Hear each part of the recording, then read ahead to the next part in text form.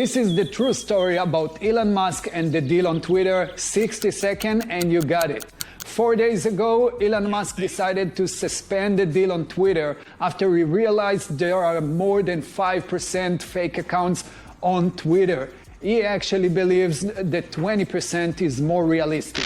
But the main question is why he only said it a few days ago and not from the beginning. From my perspective, the $44 billion deal was too much for Musk.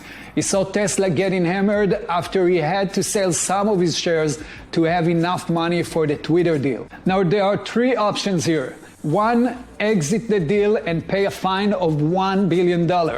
2, prove the Twitter numbers was misleading and walk away freely. Or, the true story here, pushing Twitter price down and offer a lower deal than the $44 billion initially.